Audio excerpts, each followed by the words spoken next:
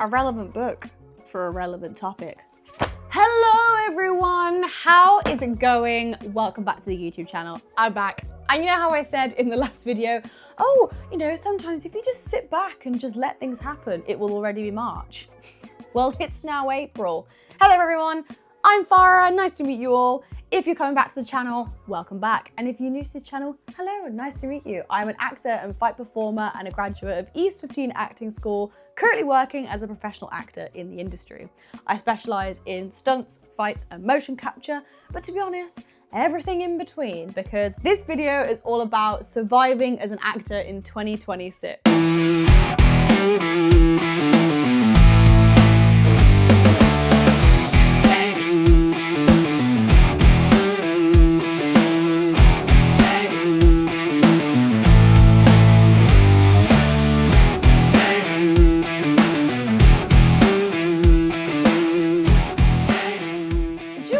I feel like when I first graduated, everything that was kind of going on was stage. But latter end of 2025 into 2026, it's been the era of screen. Every single project I've pretty much been involved in has all been screen related. So it's been nice to kind of have a balance in between the two, to be able to do long form shows that are theatre and then short form jobs that are screen. So much has been happening. I have done my first ever motion capture film, which has been an amazing experience. Spending more than a day doing something like that. And I'm really, really excited for it to come out. I can't talk too much about it because I'm gonna do a separate video on it, but I'm really excited because we had a situation where I was playing a character which had a smaller speaking part and was in, you know, 1 or 2 scenes, and that was it. I was done. Happy with that because I was very, very busy in the meantime. So yeah, I didn't really necessarily have the time to do anything else, but situation changed and I was called in last minute to stand in and play the character who is what the narrative is focusing on for this second part of the franchise. And it was great. I had a wonderful time. The team were amazing. It was so fun.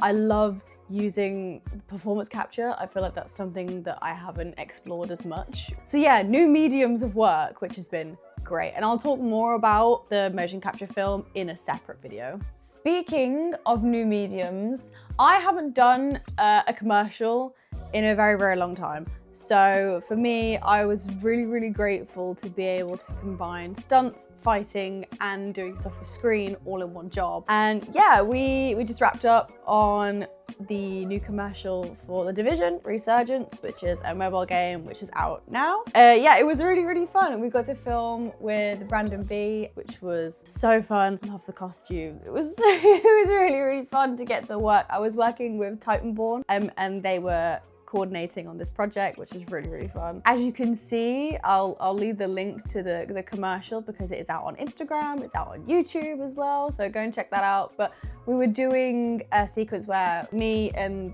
the rest of the team were fighting and I was the teammate of the hero and being the one that assists, and I'm chucking him all these really cool objects. And there's one scene where Geraden is about to attack the main character and I throw this cool like thunder spear electricity looking device, and yeah, Brandon's character like slams it into the ground and just electrocutes Geraden. So yeah, it was so funny. Whilst the team did a fantastic job of building the set around us, the landscape itself was green screen, and you can see that in the BTS video that they posted.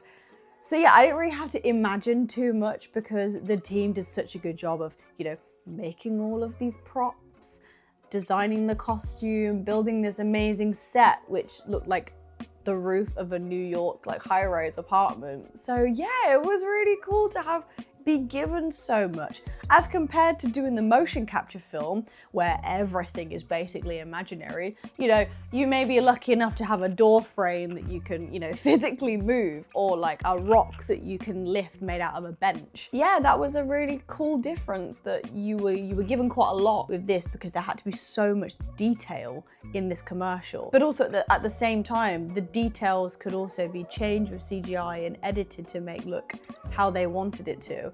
Whereas with the motion capture project, everything is done in post-edit. So you've just got to give your best performance and make everything so convincing, because otherwise, if you don't, it makes the editor's job so much harder. And I know Sam, who is the guy who has written it, directed it, like he's amazing. He's currently editing it like bit by bit. And I just know that he's got a major task on his hands, but he can absolutely do it, because if you've seen the first installment of the franchise, then you'll know how much amazing editing went into that. And that's just the first one. You know, the second one can only be better.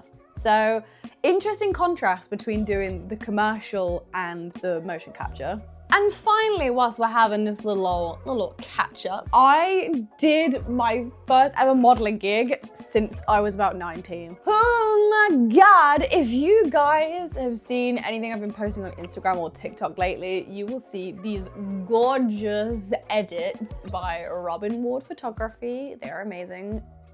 I'm in love. I said to the team when I was on this job, you know, I'm used to either dressing like a soldier, being covered in blood, holding some kind of weapon, or doing all three at the exact same time. So for me to get dolled up in this gorgeous wedding dress, you know, have my makeup and hair done professionally by a team, and have my pictures taken, it was just such a beautiful contrast. The team were just wonderful. So it was a collaboration between Florence Nightingale Suites, which is Florence Nightingale's house. It's a wonderful heritage site in Matlock in Derbyshire, and a collaboration between the Wedding Chapter, which is a wedding planning, all things wedding business. And they were doing a collaboration, and because the companies both are fairly, you know, trying to establish, and I think Florence Nightingale Suites wanted more promotions to show that they can host intimate weddings. They got a team together and they wanted to do a bridal shoot, which was also Bridgerton themed. Oh my goodness, I'm so happy it was Bridgerton themed. I love these kind of still photography shoots.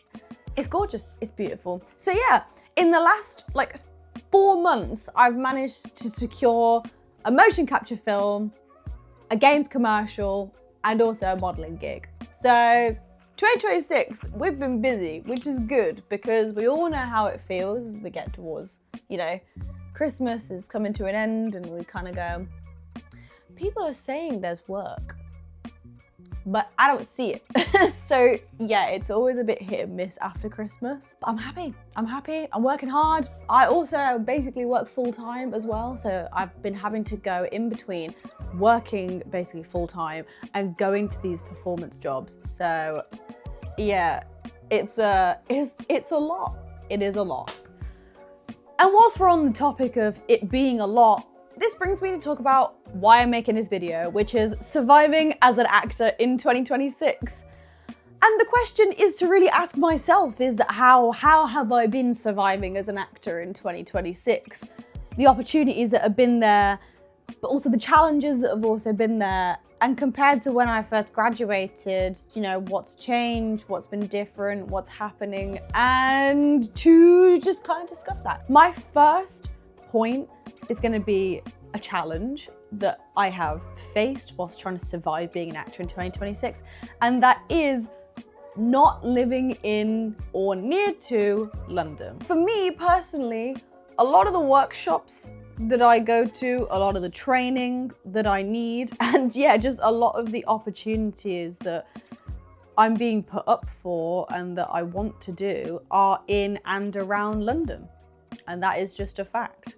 So there, I think, especially in the last 3 months, you know, bar the commercial, which was, you know, still technically on the outskirts of London, and also the photo shoot, which was in Derbyshire, which is obviously more towards, you know, it's the Midlands and it's, you know, further away from London, but closer to me. The other projects, they were London based. So yeah, it's one of those ones where I'm definitely spending more money getting to places than, you know, sometimes I was getting back in terms of earning. And sometimes, you know, we do have to do the odd unpaid or lesser paid. I wouldn't advise doing unpaid work. It's not something I would actively encourage. Although it may help if you're starting out and you're trying to build a portfolio. But I mean, when your career is moving forward and you've got bills to pay, you know, you can't sacrifice a week's worth of work to go and do an unpaid shoot. But if you're looking to build your portfolio and it's something exciting and you can see it going somewhere, then by all means, give it a go. Ask for advice, get a second opinion. Life is already hard enough. Look at the economic situation we're in right now. You know, we need to pay our bills. So yeah, that's something I've been contending with, is opportunity, pay, and travel has all been things I've been contending with over the last couple of months. It's not holding yourself in too high regard. It's not thinking that you're better than the project or thinking that, you know, I'm worth more, but you're worth being paid because it's your craft and you should be paid to do your craft. But debate, you know, ask for advice, look at the circumstances. Are they covering travel and accommodation? That's another big one. I feel like the bare minimum, if you're doing an unpaid project, if it's even more than 2 days, your travel and accommodation should definitely be covered because it's so expensive. This is what I'm saying. Actors that live outside of London that aren't using the tube to commute, if you're using the National Rail to commute, you know, it's expensive, even with a 16 to 25 rail card. Last point. Final point. Another thing about survival is, what do you do in the downtime? Because there's always going to be them. Sometimes they last for months, which is, you know, not ideal, but as is the way of the industry, whilst you're in the waiting game of self-tapes, auditions, callbacks, you know, what do we do in the meantime? And, you know, as you can see, I'm kind of trying to decorate my desk a little bit so it doesn't look bare. But I've been kind of looking into what I can make and do myself, which isn't going to fall at my lap. So, you know, I invested in a better microphone and I'm looking to build my own sound booth in my room. I know loads of people that DIY it themselves because having an at-home studio setup is so helpful for voice acting. You know, when you need to record things at home, I know I'm gonna have to do some voiceover work for this motion capture film, and I need to make sure that the sound quality is gonna be good. And I wanted to make some more content, but not content for social media, content for my spotlight. And I kept thinking, oh, you know, what do I wanna do? And me and my agent discussed about Shakespeare because I love Shakespeare and I miss it so much. It was one of the highlights of my time at drama school doing Shakespeare, and particularly this scene I did from Henry VI Part 1, which is just such a great character, Joan of Arc, John Le Pucelle, for this play, and it was such a fun character to do with combat.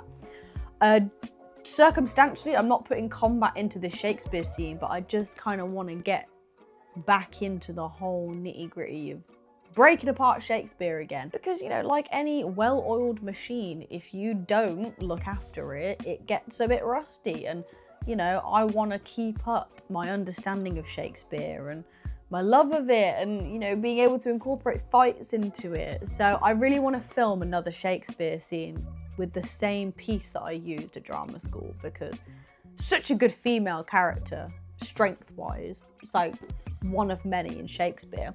But all of these other books, you know, I haven't quite got to the Uta Hagen one yet, but I also have The Independent Actor, which I got at the Spotlight meetup last year, the year before. This book was really good about being a multi-hyphenated performer, which is what we all have to do. We all have to make and do, you know, we ain't got much choice. But I have been reading The Actor's Art and Craft, which was a deep dive into the Meisner technique. William Esper kind of does an observatory experience, and it's really, really good. I'm getting my way through it because I said in my video, what was I gonna do more this year? And it was read. So I'm holding myself to this and making sure that I'm reading. But more than anything, I just need to make. You know, I need to make things. I want to keep making things. And I even invested in a playwriting book. Stephen Jeffries, really, really enjoying it so far. It's all about structure and character, how and what to write. I have, you know, written a play. and I submitted it to the Paynes Plough Women's Playwriting Prize. I didn't get shortlisted, but of course, you know, it's my first time ever writing a play, so I knew that wasn't gonna happen.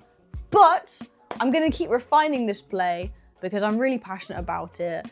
You know, it's got, you know, hard-hitting storytelling about working class experiences and growing up in kind of mixed, you know, dynamic families and all things encompassing. You know, it's got physical theatre, it's got puppetry, all like things that I love and that I haven't been able to do for such a long time. So even if I can't do it on stage, I want to create it so other people can do it on stage in my vision. So yeah, I'm gonna try and crack on with, you know, getting down to the nitty-gritty of playwriting so I can just make things.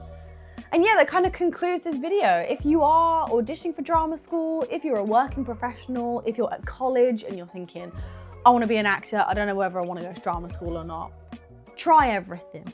Just make and do. Even if it's a little skit with your friends online, even if it's you want to just go for these drama school auditions, give it a go. And I talk about that in my last video. So please, if you are auditioning for drama schools or just auditioning in general for jobs, go and check out my auditioning in 2026 video, which I'll put somewhere in this video. It will be in any of the corners, but go and check that out. So yeah, I just really wanted to jump into a new video. We had a little bit of a break and, you know, we're in April now. It's gonna be my birthday soon. I'm turning 26. The fact that I started this YouTube channel over 6 years ago now is crazy. What a journey. So I'm still working in the industry. I haven't given up, you know, the pressures of life haven't quite, you know, broken me down quite yet. But I'll keep you guys updated. If you want more consistent kind of daily or weekly updates, I'm always posting on my Instagram and also sometimes my TikTok. Like, I'm gonna try and do more long form content. But yeah, if you guys are interested and you wanna keep up to date, definitely check out my Instagram because I keep people up to date more on there. It's just a lot quicker to do short form content. So yeah, if you want to go and have a little check out, see what I've been up to. And yes, please check out the wedding chapter shoot with Robin Ward Photography because she does some amazing stuff.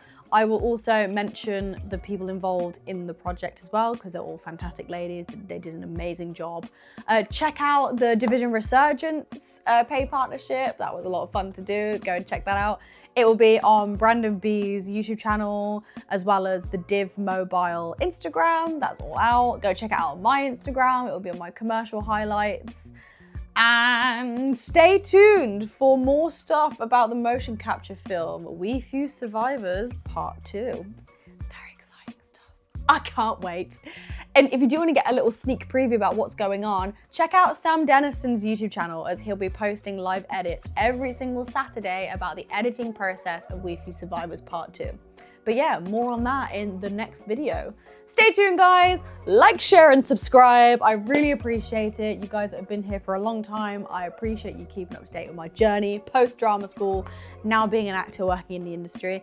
And if you're new to the channel, I really appreciate you being here. Thanks for joining me. I really hope you've enjoyed the video. Like, share, and subscribe. See you later, guys.